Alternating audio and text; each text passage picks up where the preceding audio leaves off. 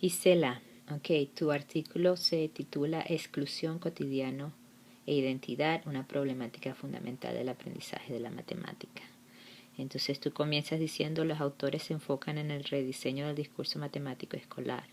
Ellos mencionan que el discurso matemático escolar fracasa en su habilidad de ayudar a los estudiantes a aprender las matemáticas porque esta materia no se usa en contexto, excluyen el empleo de las matemáticas en la vida cotidiana, no se usa regularmente y Latinoamérica cambia la educación basándose en otras regiones. Ok, aquí tienes que ser más específica, porque yo creo que lo que tú debes incluir aquí, en vez de ponerlo con esos términos, es sobre ayudar a los estudiantes a aprender más matemáticas, porque entonces tienes que explicar a qué se refieren ellos con la exclusión.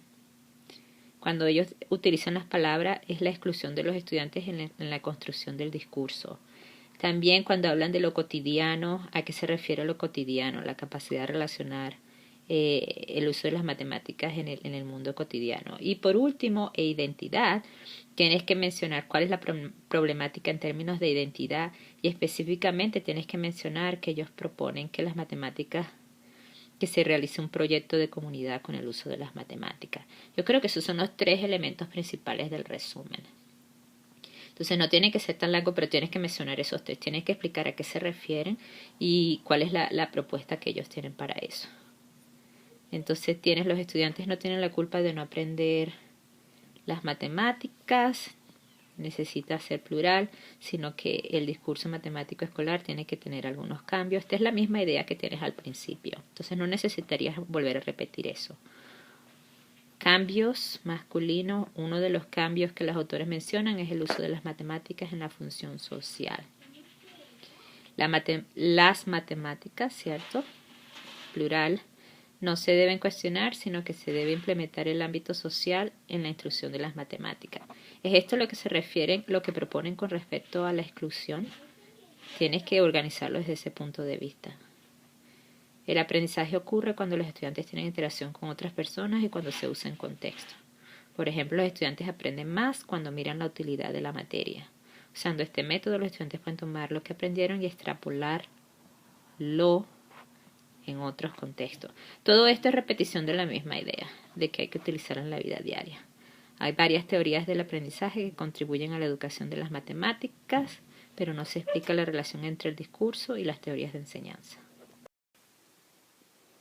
También se dice que la matemática, entonces la o las matemáticas, deben, plural, ser parte del cotidiano, debe ser del mundo cotidiano.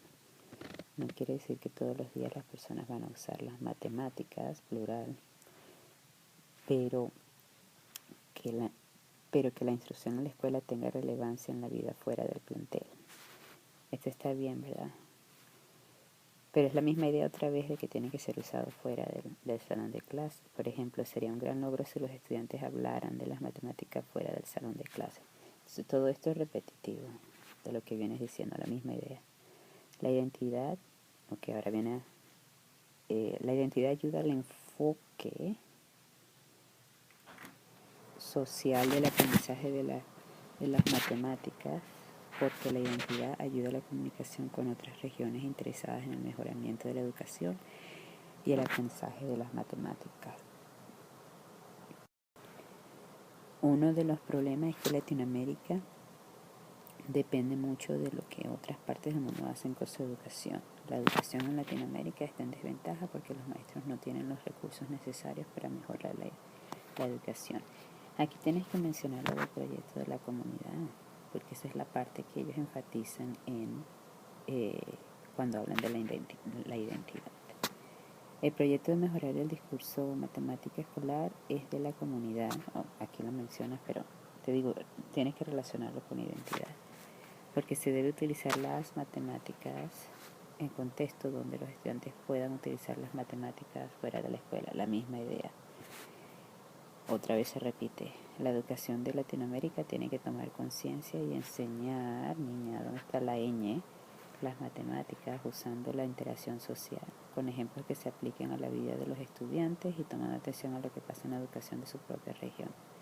También se debe, nunca se pone de con debe, Poner atención como las diferentes, un acento aquí, las diferentes técnicas de aprendizaje se relacionan con el discurso de las matemáticas. Entonces yo creo que hay que organizar mejor en esos tres aspectos que te dije. Leer otra vez bien esas partes, poner las ideas principales allí para no repetir tanto la misma idea de enseñarlo en contexto.